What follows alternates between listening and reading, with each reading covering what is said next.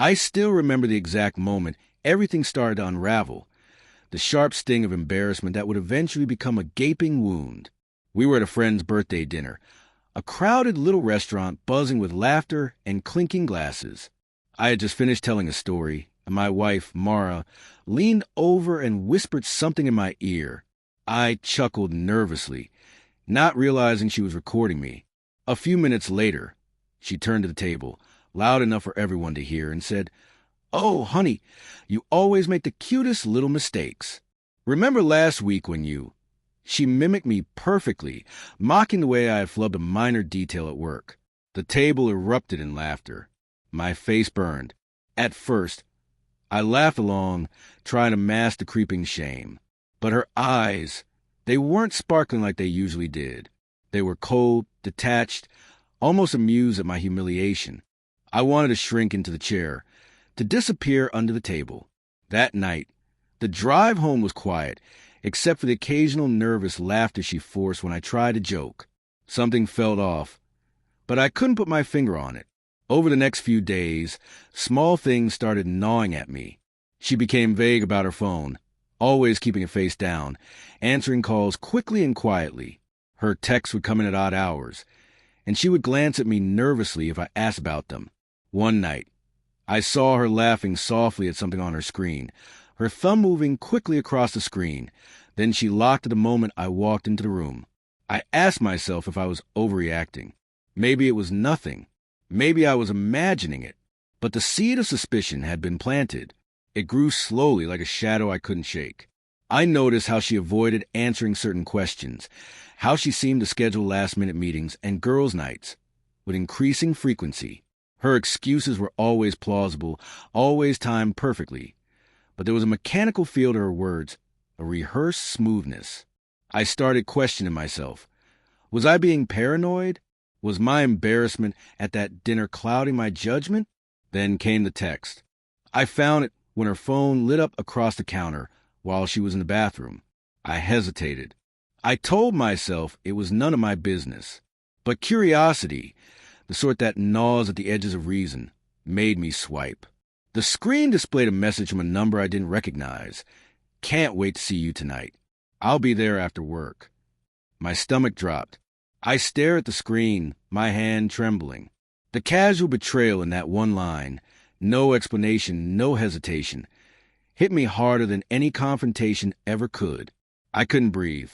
Every memory of her laughing at me, of mocking me in front of everyone, suddenly took on a new shade. Was that laughter masking something else? Had it been contempt, indifference, amusement at my trust? The following week was a blur.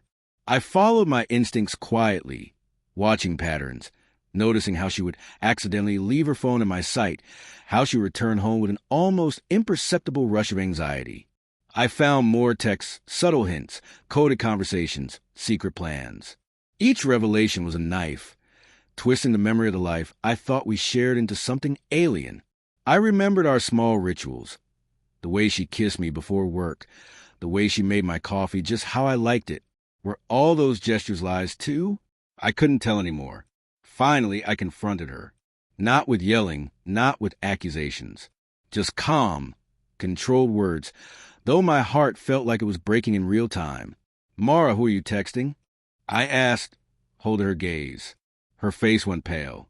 For a moment, I saw the person I thought I knew, confused, guilty, trapped.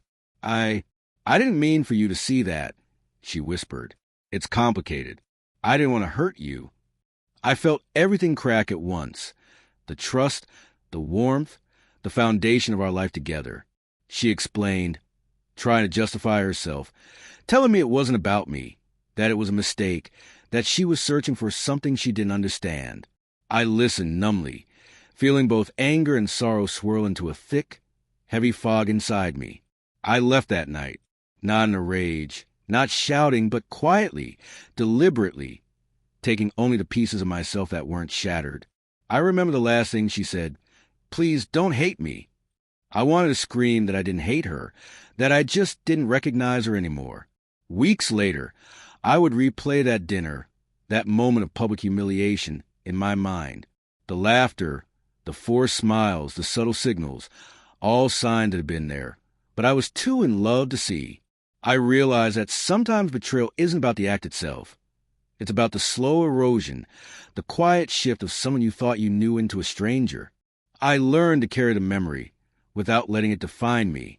I learned to reclaim my dignity quietly, without confrontation, without revenge. And though it hurt more than I could have imagined, I found a strange peace in knowing that I had chosen myself, even if it meant leaving someone I once loved behind. Even now, I can picture that night at the restaurant, the laughter, the mocking, the sting of humiliation, and I can finally feel without panic, without grief. I survived it. I survived her betrayal.